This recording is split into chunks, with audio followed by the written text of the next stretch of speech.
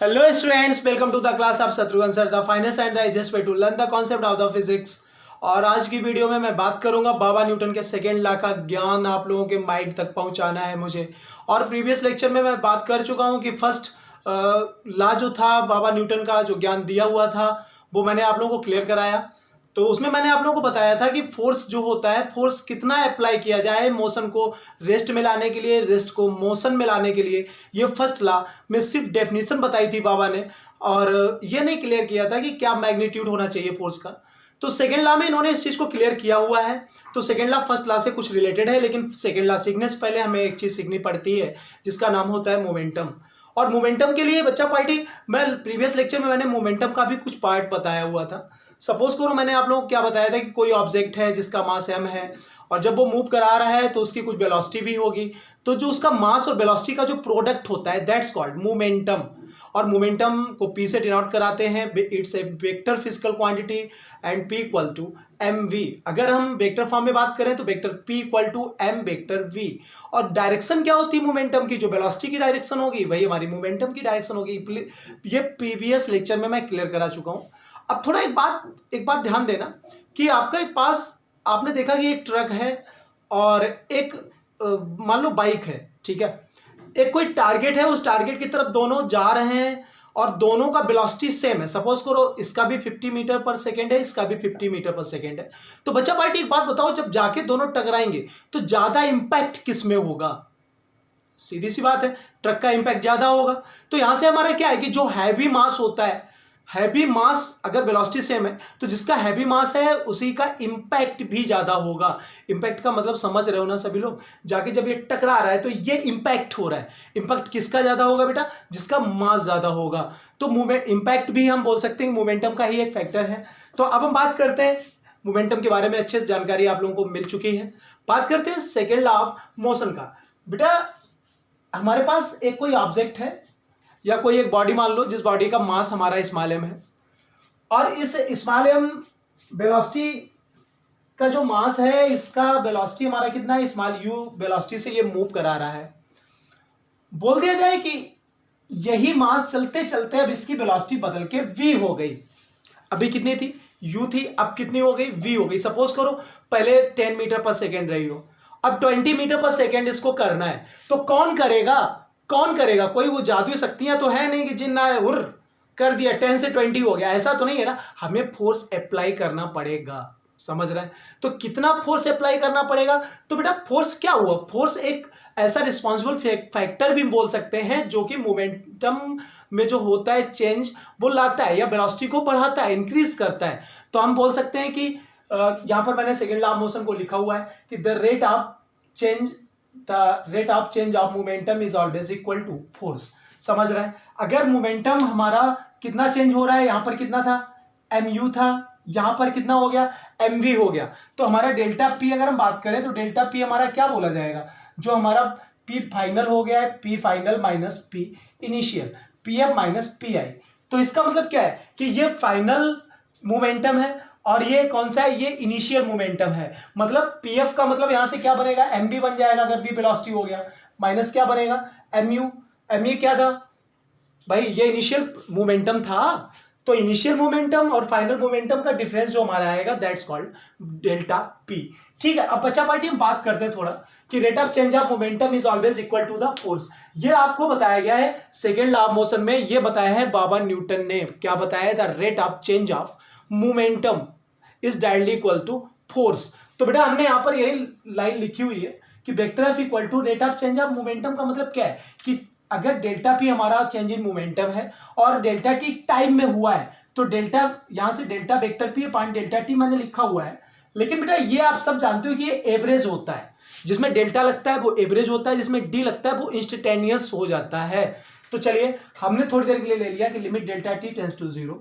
तो हमारा vector F कितना हो गया? ये डेल्टा पी किस में बदल गया? डीपी में। अब ये डिफरेंशिएशन फॉर्म में आ चुका है। और डेल्टा टी किस में हो गया? डीटी में। ये भी डिफरेंशिएशन फॉर्म में। तो अब बच्चा party P equal to m v. अभी हमें मोमेंटम का बारे में बताया था कि P इक्वल टू क्या होता है? M v. तो हमने वेक्टर P की जगह पर m वेक्टर B लिख दिया। अब ये m वेक्टर B में ये m मास है, ये तो इसका कॉफिशिएंट है, तो मास निकल के बाहर चला गया। क्या डिफरेंशिएशन किसका होगा? D vector B upon D T. अब ये चीज linear equation in one variable में मैंने आप लोगों को, linear equation in one variable बोल रहा हूँ यार, मैंने आप लोगों को लीनियर मोशन जब कराया था, मोशन इज स्ट्रेट लाइन, तो वहां पर यार कई जगह पर मैंने आप लोगों को बताया हुआ है कि D V upon D T जो होता है वो एक्सेलरेशन होता है। तो यहां से बेटा ये D V upon D T को मैं क्या लिख सकता हूँ, वेक्टर ए लिख दिया, क्योंकि वेक्टर फॉर्म की लगातार बात चल रही है। तो हमारा वेक्टर ए हो चुका है, तो वेक्टर एफ इक्वल टू क्या निकल के आया, एम वेक्टर ए। और यही हमारा होता है सेकेंड लॉ ऑफ मोशन, और यही बाबा न्यूटन ने बताया हुआ था कि फर्स्ट लॉ में कि फोर्स कितना लगता है ये नहीं क्लियर कर पाए थे, बट यहां पर बता दिया कि मास और उसके एक्सेलरेशन के प्रोडक्ट के इक्वल फोर्स अप्लाई करना पड़ेगा। फोर्स कितना अप्लाई होता है बेटा, फोर्स कैसे निकाल सकते हैं कि हमें मास पता हो, उसका एक्सेलरेशन पता हो, दोनों का मल्टीप्लाई मार दें, हमारा निकल के अलग आ जाएगा। अच्छा बेटा, फोर्स के बारे में आपको बता दूं थोड़ा बहुत और कि फोर्स अब हमारा क्या हुआ, फोर्स ने क्या किया है, क्या किया है फोर्स ने ही तो पूरा खेल किया है भाई। चेंज इन मोमेंटम कौन लाया तो फोर्स ना भाई, सीधी सी बात है। ये हमारा ये मास m तो था, फोर्स तो नहीं बदला। एक हमारी यहां पर 10 मीटर पर सेकेंड वेलोसिटी थी, इसको 20 मीटर पर सेकेंड करना था, तो कैसे हुआ, यहां से फोर्स ही तो अप्लाई होगा, तभी तो बिना फोर्स अप्लाई हुए तो हो ही नहीं सकता। तो ये फोर्स जो अप्लाई हुआ, तो फोर्स एक क्या हुआ, फोर्स एक रिस्पॉन्सिबल फैक्टर हुआ, किसमें बेटा, मोमेंटम में चेंज लाने के लिए, समझ रहे हैं ना। तो हम क्या बोल सकते हैं, force is a responsible factor which can bring the change in momentum, समझ रहे हैं। ये रिस्पॉन्सिबल फैक्टर भी हो गया, लेकिन पिछले वीडियो में मैंने आप लोगों को बताया था फोर्स क्या है, एक एक्शन होता है। तो फोर्स को कई तरीके से डिफाइन कर सकते हैं, समझ रहे हैं। चलिए अब यहां पर मैं थोड़ा फोर्स के बारे में बता दूं, इसकी यूनिट। तो बेटा यूनिट क्या हो जाएगी, वैसे अपने हिसाब से देखो F equal to M A है। अगर देखें मास का यूनिट क्या होता है, किलोग्राम होता है, किलोग्राम हो गई हमारी।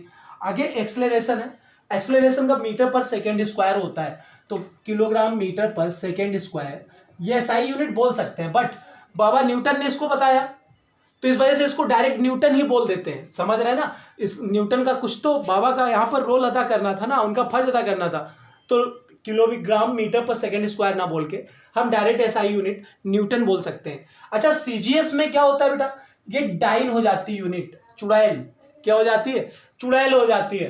तो डाइन, चुड़ैल नहीं बच्चा पार्टी, डाइन होता है। तो ये एमकेएस और सीजीएस में क्या रिलेशन आता है बच्चा, 1 newton equal to 10 to the power 5 dyne होता है। कितना होता है, 1 newton equal to 10 power 5 dyne. Clear. अब यहां पर मैंने सेकेंड लॉ तो पूरी तरीके से क्लियर करा दिया। अब कुछ स्पेशल नोट्स मैंने यहाँ पर लिखे हुए हैं 1 2 3, तो इन 3 नोट के बारे में आपको ज्यादा जानकारी हो जाएगी, और इनसे न्यूटन फर्स्ट लॉ भी हम क्लियर करेंगे। तो जरा महसूस करना मेरे साथ। हमने मान लिया कि कोई एक ऑब्जेक्ट है स्मॉल एम वेलोसिटी का, स्मॉल एम मास का, यू वेलोसिटी से चल रहा है, बी वेलोसिटी तक ले जाना है, और उस पर कोई फोर्स अप्लाई नहीं किया गया। तो एफ इक्वल टू कितना, 0।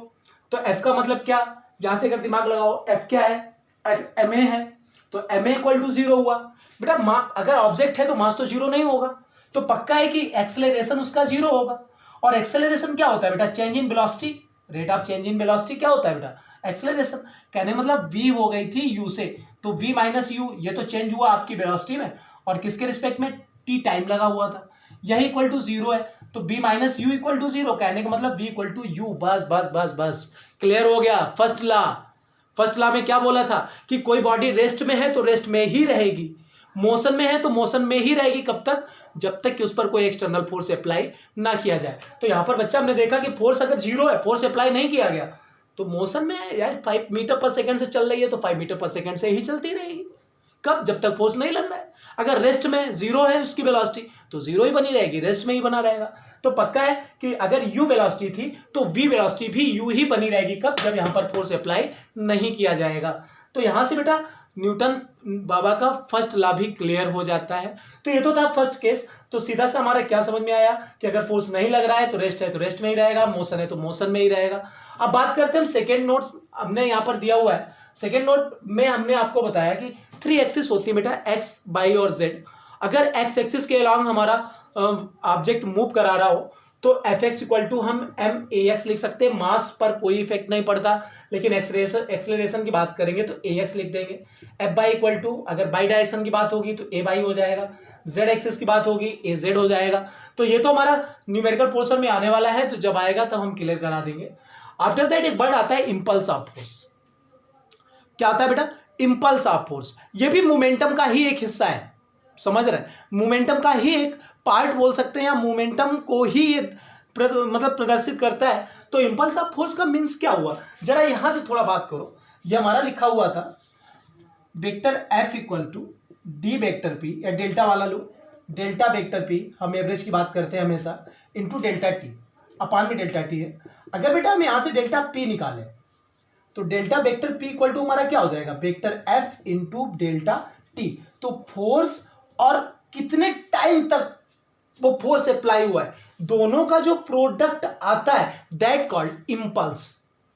बात समझ रहे हो, अगर किसी ऑब्जेक्ट पर कोई फोर्स अप्लाई हुआ है और वो फोर्स कितने टाइम तक अप्लाई हुआ है, इन दोनों का जो प्रोडक्ट होता है वो बोला जाता है इंपल्स। तो जरा दिमाग लगाओ, यही डेल्टा वेक्टर पी है भाई, यही तो है ना डेल्टा वेक्टर पी, और यही हमारा क्या है, इंपल्स है। तो इंपल्स और मोमेंटम, चेंज इन मोमेंटम, दोनों एक ही फैक्टर हुए, समझ रहे हैं। तो कभी भी इंपल्स अगर आपको निकालना है तो आप दो तरीके से निकाल सकते हैं, या तो चेंज इन मोमेंटम निकाल दीजिए आप, या फिर आपके पास फोर्स पता हो कि कितना फोर्स अप्लाई हो रहा है और कितने टाइम के लिए हो रहा है, इन दोनों का प्रोडक्ट करा दीजिए, तब भी आपका इंपल्स निकल के आ जाएगा। तो बच्चा पार्टी, आज की वीडियो में मैंने सेकंड लॉ को क्लियर कराया हुआ है, आप लोग अच्छे से तैयार कर लीजिए। और जो बच्चे नए जुड़े हैं, जिन्होंने अभी तक हमारे चैनल को सब्सक्राइब नहीं किया है, उनसे रिक्वेस्ट है कि जल्दी से चैनल सब्सक्राइब कर दीजिए, बेल आइकन दबा दीजिए, ताकि आपको हर वीडियो की डिटेल आप मिलती रहे। तो मिलते हैं फिर एक ब्रेक के बाद। So now stop it today.